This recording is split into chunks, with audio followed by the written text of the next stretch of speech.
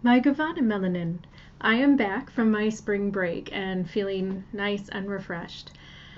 And I had a really wonderful spring break where I didn't do anything except for really just spring clean and go out into nature and walk with my dog, go to the lakefront.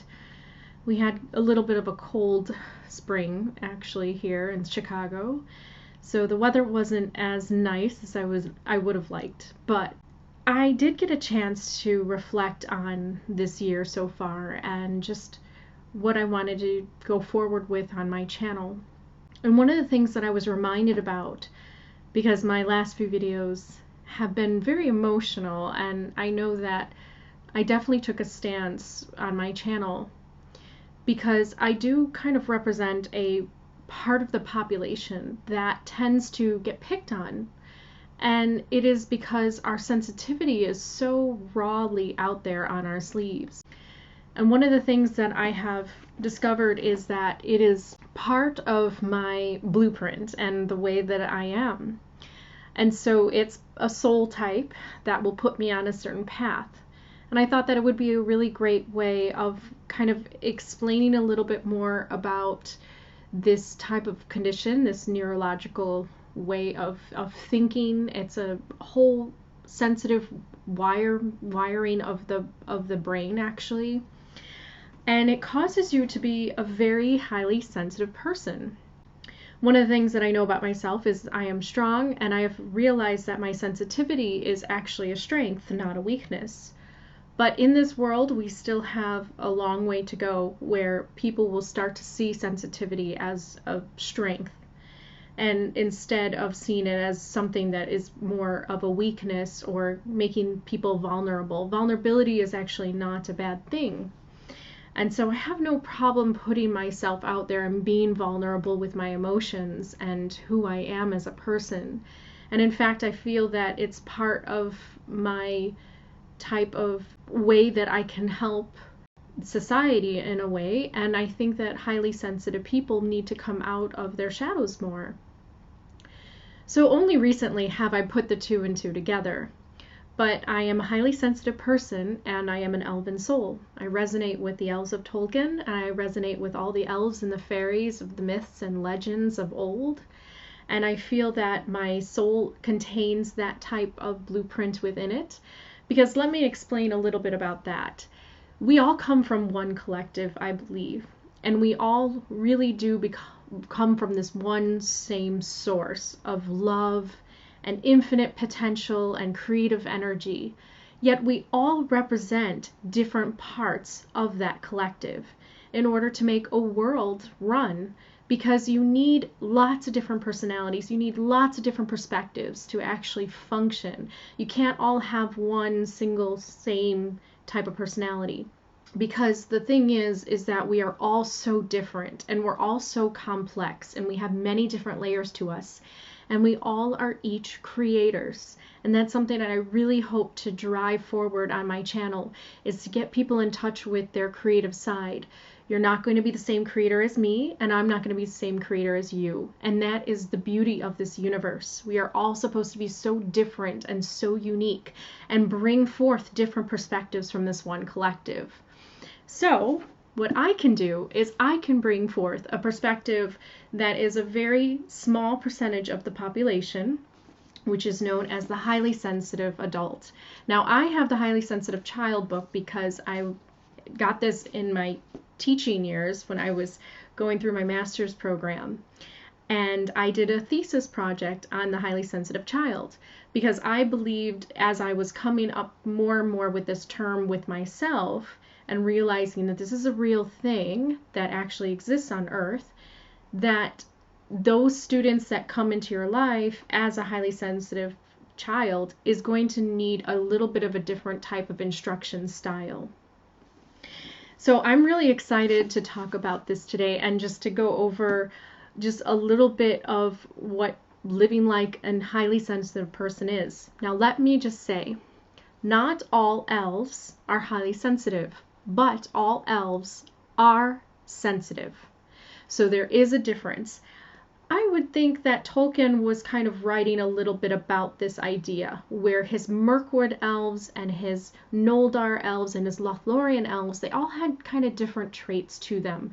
He made them different, and it was because each of those elven realms represents something, and each of those types of elves from those elven realms hold a different type of trait or characteristic. The Noldars were really well known for their lore masters and their knowledge, and they were the ones that could make the weapons and could craft things and were really well known for their wisdom. But the Lothlorien elves were known also for their wisdom, but they were also more secretive, and they were more the protectors and worked more with kind of the light of Valinor because Galadriel was there as their ruler. So there's lots of different ways of looking at the way an elven soul can be. But most elven souls, I would say, in this world today, if you were born into this world and you carry the elven or fairy blueprint, and you are just one with the elves and one with the fairies, and you just believe that you should be in fairyland or on another planet that's like fairyland, well, then you may be a highly sensitive person. So let's do this quiz together, which was developed by Elaine Aron, who is a doctor of child psychology.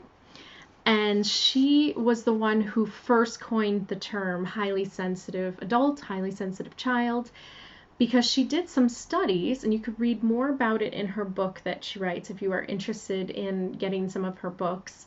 She did her research based on observing different types of personality traits within animals.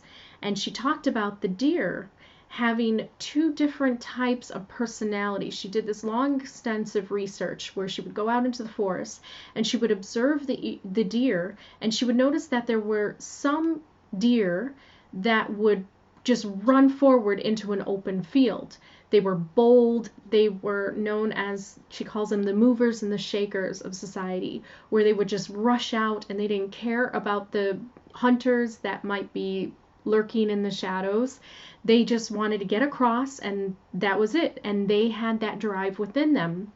Then there were the other deers that would paw at the ground, they would sniff the air, and they would kind of startle at any sudden move. And they were the last ones to go out into the field. And what she noticed is that some of the deer that rushed out into the field, they would get shot by the hunters.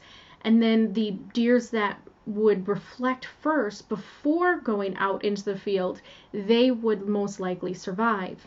And what happened was eventually the ones that started teaching the herd kind of to be more cautious were a needed part of the population of the deer. So not all the deers were highly sensitive. And she noticed that in people as she studied children. She noticed that different children had this type of way of being. So I wanted to read to you just a little bit of kind of parts of her book here. So one of the things that people might instantly go towards is that this is similar to being ADHD, highly sensitive. And a lot of times it is very confusing because your child or you, if you have ADHD, may be overly stimulated by your environment, and it's hard for you to concentrate. But there's a difference, and she found out that it's the opposite. Those with ADHD appear to have the genes, behavior, and symptom criteria for the diagnosis of someone tending to be impulsive and unable to be affected by consequences that are even bad for them.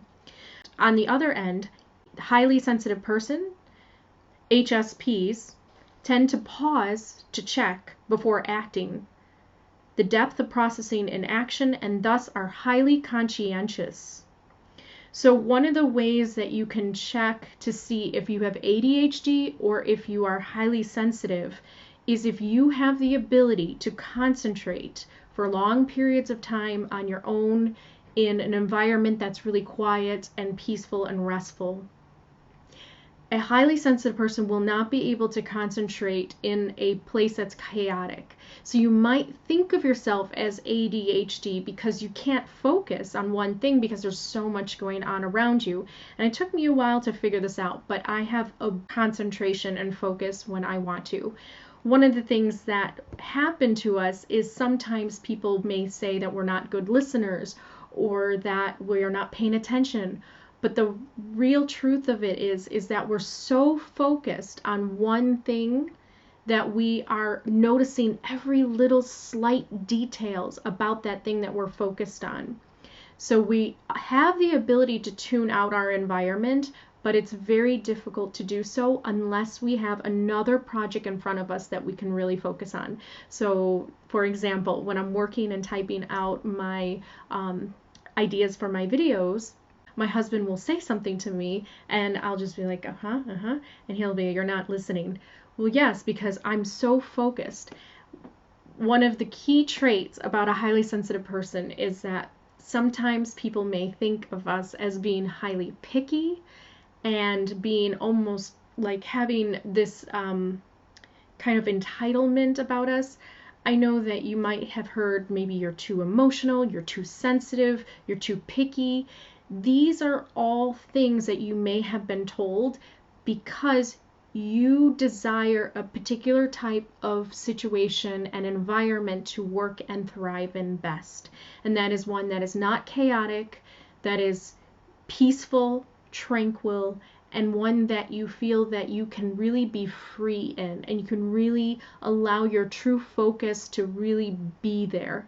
Whereas you're not noticing every little thing and subtle movements and sounds, because a highly sensitive person has the type of wiring, the neurological wiring, to notice every little sound. You may be a highly sensitive person. I have this trait. And I read an article that they're saying that it's in genetics, but it's actually a neurological wiring that you may be upset by the sound of other people chewing loudly, like if they're chewing really loudly and they're not closing their mouth. If you get irritated by that, you might be a highly sensitive person. A person that's not highly sensitive, they might just not even hear it. They can tune it out after a while. You are really kind of unable to tune out certain types of sounds and pretty much every sound around you. So meditation is really helpful for this, because when you can do the meditation which focuses on the sound of your breath, the sound of everything around you, and noticing and being aware of it, you can start to kind of meditate and get deeper into your inner thoughts, which really is a form of meditation that can help you. So let's get on with the quiz and let's see how I score. And I just wanted to kind of do the quiz because it's really a fun quiz to do, and it's a really interesting type of questions.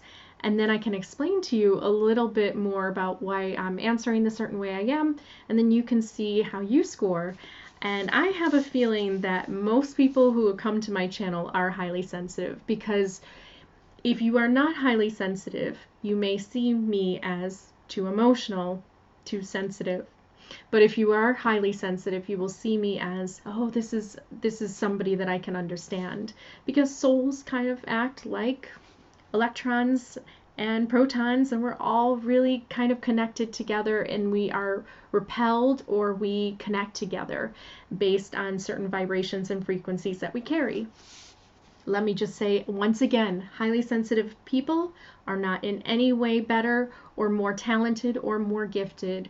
It's just that we have a particular type of wiring within us that allow us to be more sensitive to our environments and allow us to be more sensitive to pretty much our emotions and emotions of others. And it's very much connected to being an empath. And then later on, I'll do a video on astral empath, because if you are a highly sensitive person, you may be an astral empath, because if you are sensitive about this world and the things that are on this world, you might also be feeling certain energies and vibrations in the spiritual world as well. And that's when people start talking about feeling kind of the energy shift and things like that. It's feeling something that is going on beyond this world that you're in touch with, and that's an astral empath. But I'll do a video for that. Okay, so let's get on to the quiz and let's see how this works. Okay. Okay, so this is the website, The Highly Sensitive Person, that I highly recommend for those of you who are interested in learning a little bit more about this. And this is her website where she has the quiz. So we're going to do the quiz together. I thought this would be a really great way of just getting this type of soul type out there in the world and allowing other people to understand us better and to understand my channel, to understand who I am, but also to understand one another better, because my husband is not highly sensitive, and I actually don't recommend sometimes being with the person like you, because it really helps to have that opposite kind of balance. And sometimes the highly sensitive condition it's really difficult to live with, just as much as not being a sensitive person. Sometimes you might find that having too much emotions available to you at all times to feel this overwhelming feelings of depths of despair all the way from heights of happiness and joy, it can be a little bit tiring on a soul, and it's sometimes really hard to live in this way. And so I think Elaine did a really wonderful job of just putting this out there more. She only really discovered this in 1996, and she first kind of coined the term at that time. But people have had this since the start of humanity, I would believe, because it's a certain type of small percentage of people that are needed to be this way, because it makes the world work in the way that it does. And then we need the other people to be in the way that they are, not bothered by the outside stimuli. And some of them can just kind of tune everything out and can really dash across that field, like the other deer that she was speaking about. Because those, she calls it in the society, in her books, the movers and the shakers, the ones that are more extroverted. And you could be an extrovert and a highly sensitive person, and that can get even more confusing to you. But this is a type of personality that tends to remain in the background, but they do a lot of great things in the background because they can use their cautiousness and their careful nature and their highly sensitivity as gifts to the world to bring forward. And I think that this is really a way of really showing that equality in the world, that yes, the extroverts with the loud voices, and they're not bothered by anything, and they don't let really their emotions get to them, they can make it very far. But so can those that are highly sensitive and overwhelmed by a lot in the world. They can find that strength if they can really understand where their emotions are coming from, and they can see their sensitivity as a gift.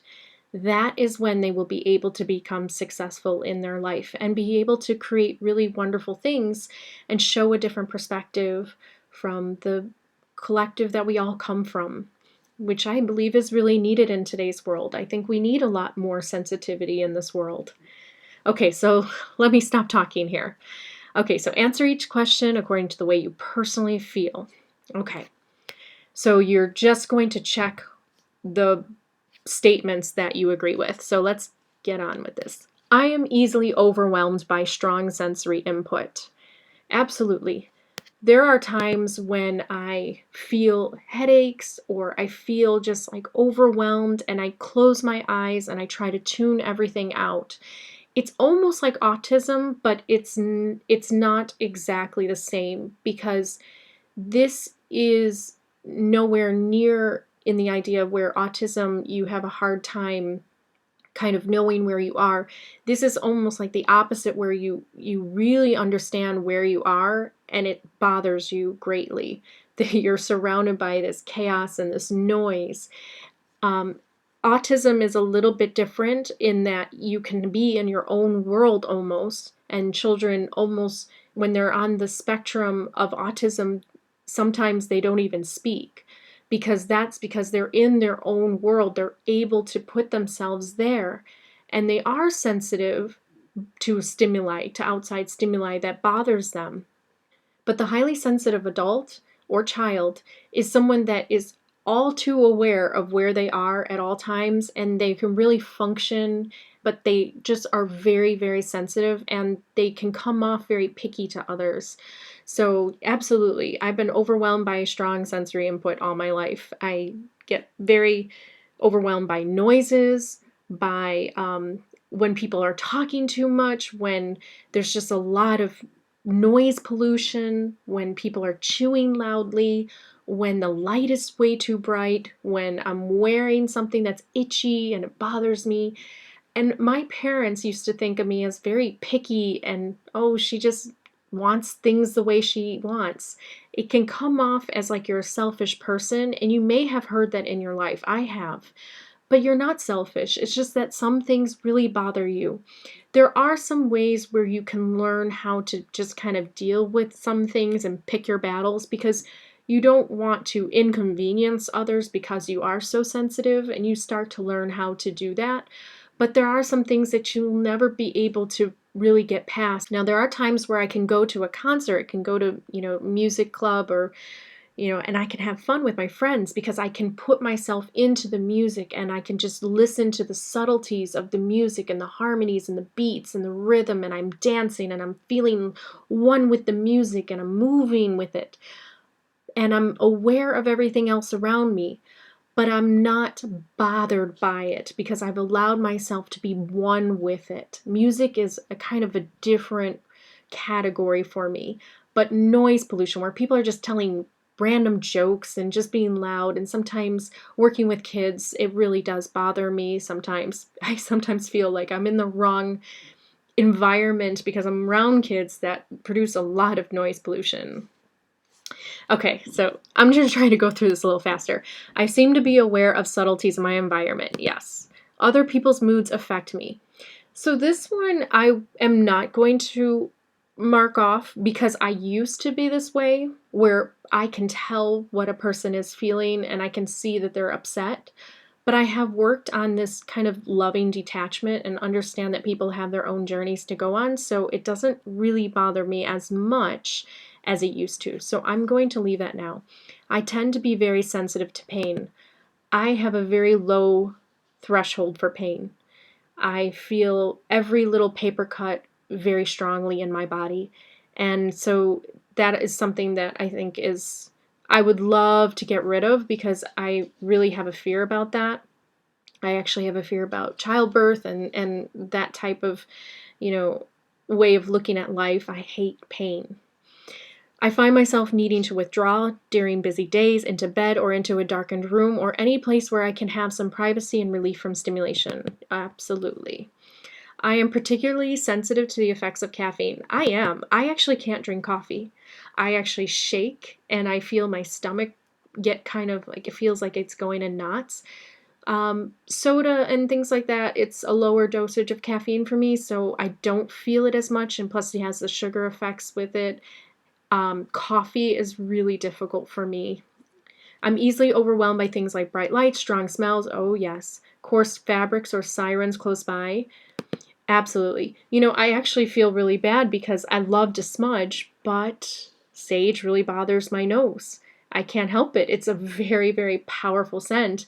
And it doesn't mean I have bad energy or anything like that. It's a very powerful scent. And that's, I think, why sage is always thought to be something that drives away bad spirits, because it's so overwhelming and I can smell it. I will burn it every once in a while, but I don't really particularly like it at all. And I'm very sensitive to smells. I have a hard time finding fragrances that I like. I can smell my husband when he comes in from walking from outside. I'm like, you smell like pennies. I can smell the metallic in water and in people's skin. I can smell the way that the dirt and the earth smells after in certain environments that are more polluted than others. Canada just smells beautiful to me. Chicago, not so much. And it bothers me. I can actually smell the difference, whereas some people might not even see that, and they just might not even, it doesn't even bother them, but it bothers me. I have a rich, complex inner life. Yeah, I would say I do. to the point where some people might think that I'm living in a fantasy world. Well, it's not. It's not actually a fantasy world. I'm very much here. I'm very much aware of everything around me. I'm not blocking it out at all.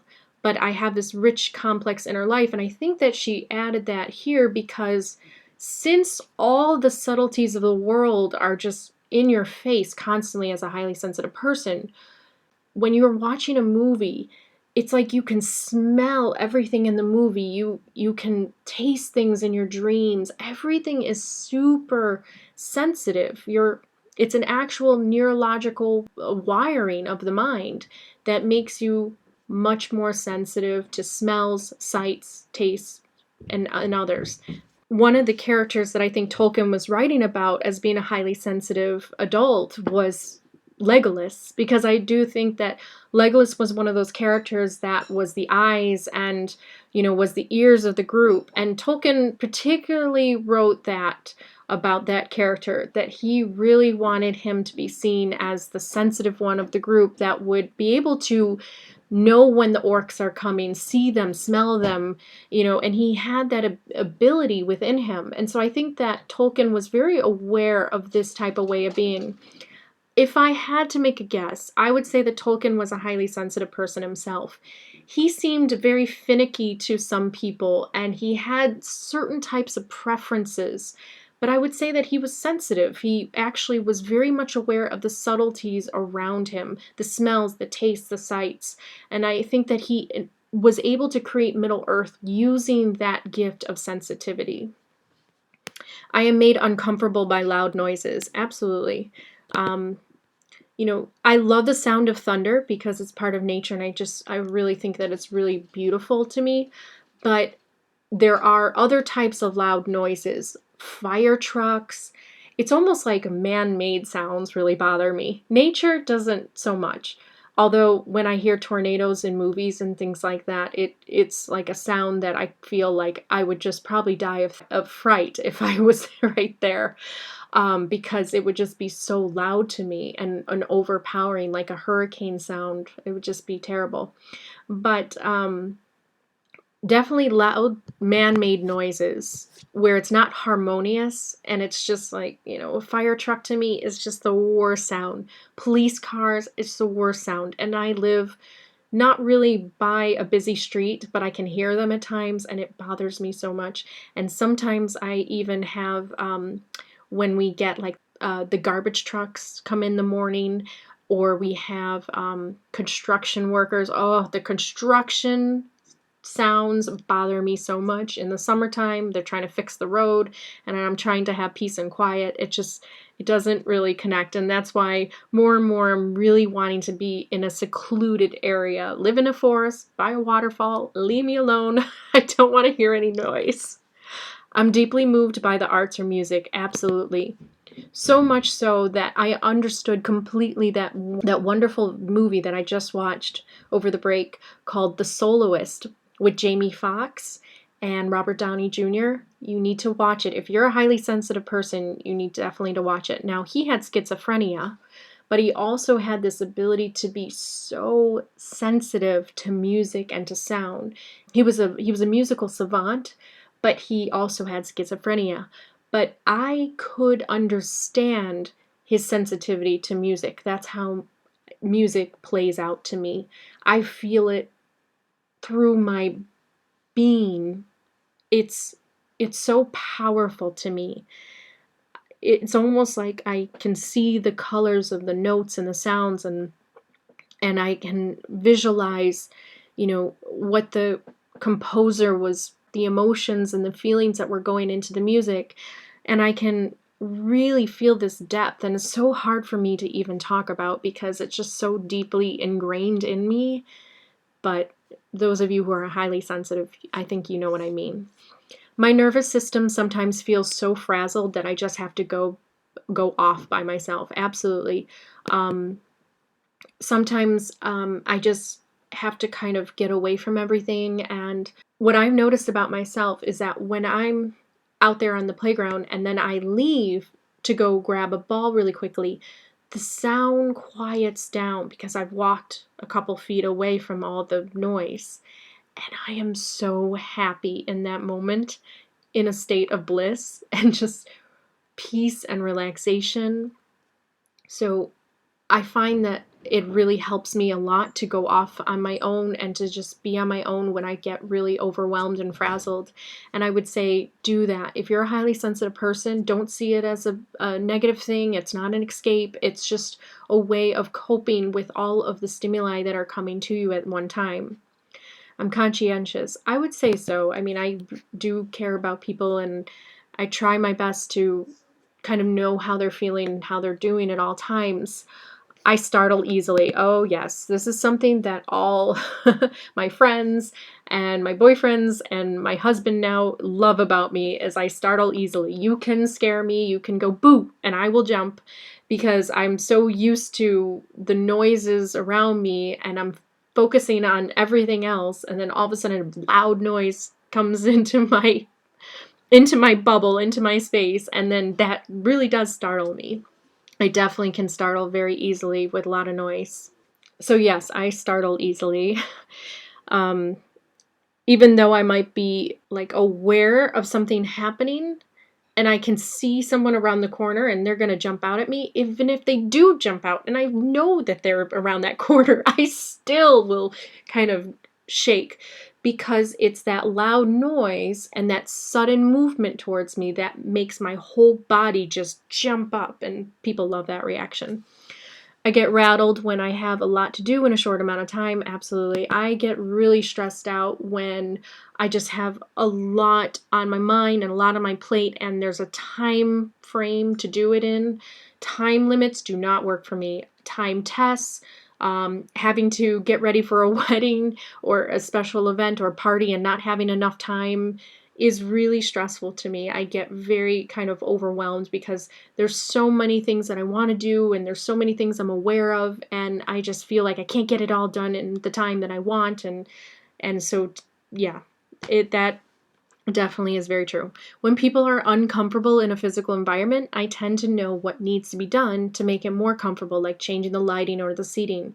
Oh, yes, I will notice when people are uncomfortable or unhappy or just not at peace, and I'll try to make it more peaceful and relaxing for them. I definitely see that within myself. I am annoyed when people try to get me to do too many things at once. Yes. So this is where my darker, angry side comes out sometimes is I can get very easily irritated and frustrated when I am focusing on something and then somebody interrupts my thoughts and I'm trying to kind of block out all the other stuff that I'm aware of, but I'm really focused on one thing. So if you stop me while I'm focusing and then I have to pay attention to you, I might come off irritated, and that's something that I always had to work on with my husband because he likes to interrupt a lot. Because he doesn't really focus in that way that I do. So he doesn't really understand why I get so involved in the little tiny steps that I'm working on within my mind, whether it be making a grocery list or whether it be typing out something for the Palladian University. He doesn't quite get that, and so that's a lot of times where I will bring forward a lot of annoyance, and it's something that I don't necessarily like about myself, and I would like to not be as irritated as I am, but I do understand where it comes from. I try hard to avoid making mistakes or forgetting things. Yes, I definitely try. I'm very careful, almost overly conscientious and careful about this. Like, I am one that will double check the stove, or I'll double check to make sure all doors are locked. I'm very careful. And to some people, it might come off as paranoid, but to me, it's just that I'm being careful. And I explain that like all the time to my husband and to my family that I'm just being careful. That's all. It's not that I'm being negative and not thinking the worst that's going to happen. I'm just careful in a way that maybe you aren't. I'm going to go over what you did just to make sure that it's really done in satisfaction for my level of carefulness that I have within me. I make a point to avoid violent movies and TV shows. So this makes me completely a stranger in this world. I think I might be the only one who does not like scary movies or horror movies because of this. I love to watch murder mysteries and thrillers and psychological thrillers, but after a while it does get overwhelming, and so I do have to take a break from it. I mean, horror movies, it's going to bring forth these images and these types of violent and kind of scary images in your mind. And these are things that stay with me as a highly sensitive person. It's very hard to erase images from my mind. It takes years and years. The Blair Witch Project was very scary to me as a young child. I saw it as like a young teenager. It took me many, many years to get over kind of the eeriness and the creepiness of the woods, because I love the woods, I love the forest, but they made that movie, they made it almost ominous, all those signs, like the rocks and the sticks. They made it like scary. And it just took me a long time to get over that. So I'm upset about that movie because I love nature so much.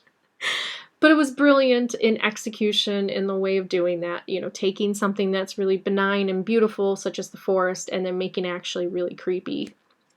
So, yeah, I try to stay away from those kinds of movies, but I absolutely love psychological thrillers because the carefulness side of me really loves watching detectives and investigators kind of discover all the clues that they need in order to solve the mystery. I love mysteries.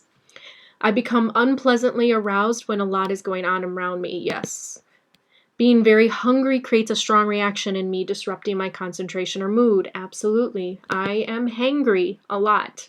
I cannot help it, but if I do not eat, I can be a very irritated person. So, I mean, my husband knows this about me. If we go to a museum or we go anywhere, I have to have something like chocolate or some kind of snack with me. Otherwise, I become very hangry. Changes in my life shake me up. So I used to be like this. I'm getting to the point where I'm spiritually taking it all in as like it's meant to happen, it's meant to be. But I definitely am one that I'm affected by changes, and it changes me sometimes in a positive way and sometimes in a negative way. So I would say that shakes me up is not always a negative, but it can also be a positive too. I notice and enjoy delicate or fine scents, tastes, sounds, works of art. Absolutely. I I notice it all. I mean, I truly love the finer things in life and I can't help myself. I love the finer tastes. I search out the best restaurants that have the most wonderful meals to offer. The fine scents. I love going to fragrance stores or essential oils. I love essential oils. I love finding the ones that just make me feel like I'm moving around with flowers all around me. Sounds, works of art, absolutely. I find it unpleasant to have a lot going on at once. That's a lot like the one up here, but yes, I do. I make it a high priority to arrange my life to avoid upsetting or overwhelming situations. Absolutely. I mean, I try to find ways that, like, if I can look into the future and see something is going to be very loud and noisy, I'll find ways to kind of talk myself into it and just, I guess, deal with situations which I know I'm going into are going to be overwhelming. And that's something that you just have to learn to do as a highly sensitive person. You have to talk yourself down and really help yourself understand where the overwhelming is coming from. Because as a child, when you're highly sensitive, if you don't know where things are coming from, like as a baby, that you could be so finicky and so sensitive that your parents won't know what to do with you. But as you get older, you start to kind of be able to take care of yourself in that way. So you won't put yourself into situations that are going to be really kind of abrasive for your personality. I'm bothered by intense stimuli like loud noises or chaotic scenes. Absolutely. Very hard for me to be in around parades. I don't like to go to street parades for this reason. like street carnivals and fairs. I used to like, and I will go because sometimes the fun and the entertainment factor gets the better of me, but it's still very hard for me to go to because there's just so much noise. There's so many different personalities and loudness in general, and bright lights, and yeah, it can be very overwhelming. Lollapalooza was quite a hard event to be at when I went one year, but I love music so much, so I deal with it, but I don't like the other noise that's non-music. When I must compete or be observed while performing a task, I become so nervous or shaky that I do much worse than I would otherwise. I would say that I work best alone. I do not like being watched.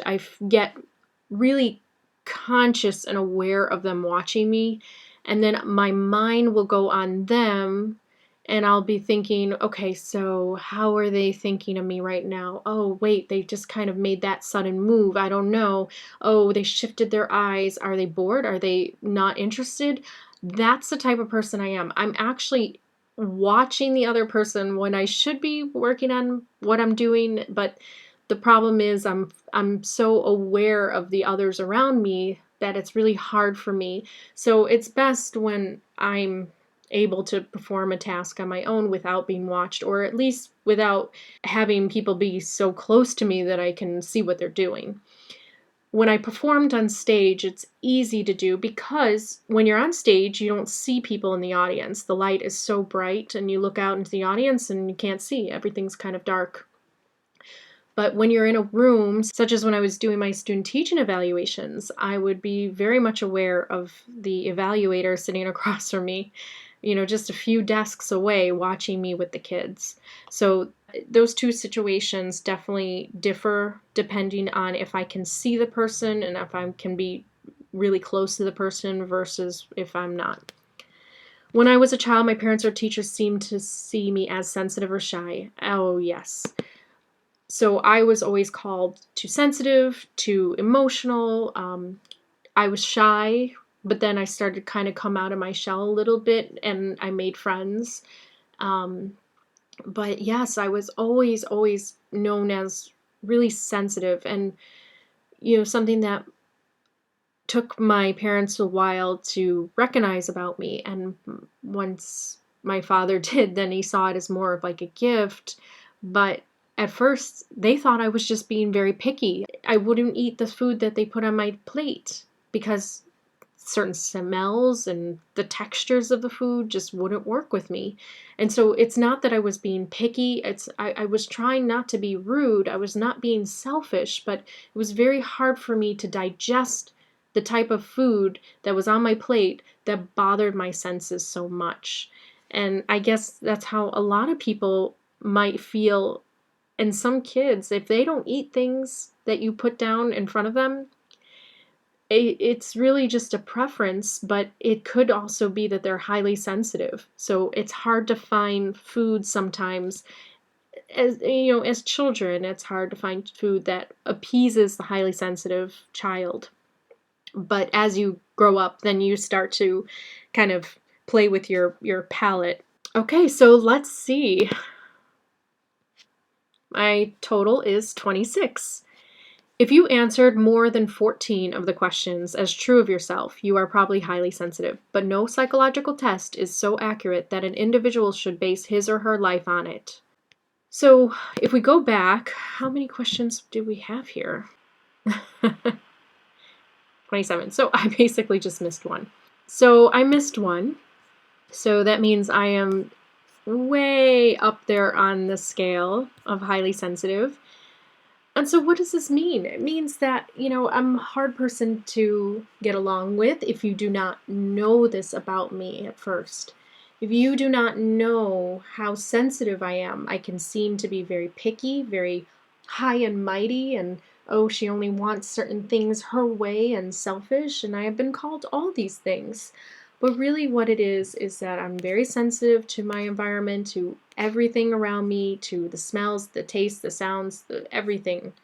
and I have a heightened sense of awareness of my emotions and other people's emotions. So we can get very overwhelmed and we can get very depressed. A highly sensitive person that becomes overwhelmed and overstimulated constantly and is in an environment that makes them feel that way and is in an environment that's not peaceful and can really kind of satisfy their full desires to be in an environment that's really tranquil and beautiful to them, then they will be depressed.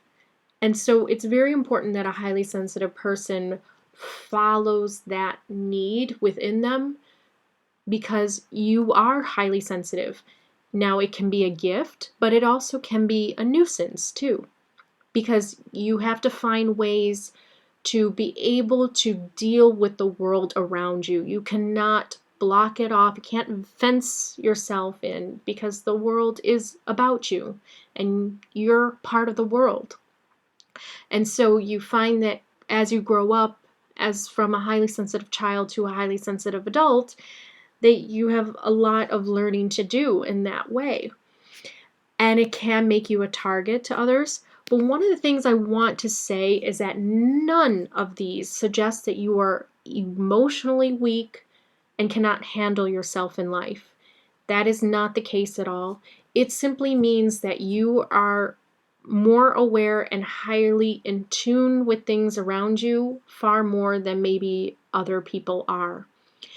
And I would even say that this is a type of way of being that a lot of people are, but they won't take a test, and they possibly won't even allow themselves to be. And they'll find themselves becoming very depressed and having to escape through drugs and other forms of, fantasy and escapism.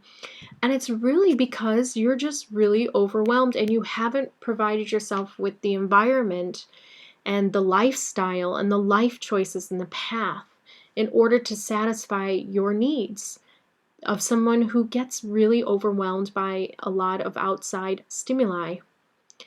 Meditation, going out into nature, being one with yourself, one-on-one conversations, giving yourself quiet time is really important for this type of person.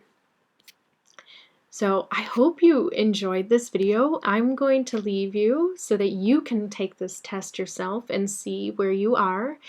And I just thought that this would be a really fun video to jump into.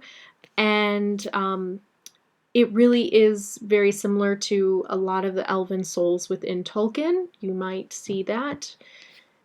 And so that's something that I think that the elves and fae have in common, is this highly in tune type of sensitivity to the outside world, as well as the inner one as well.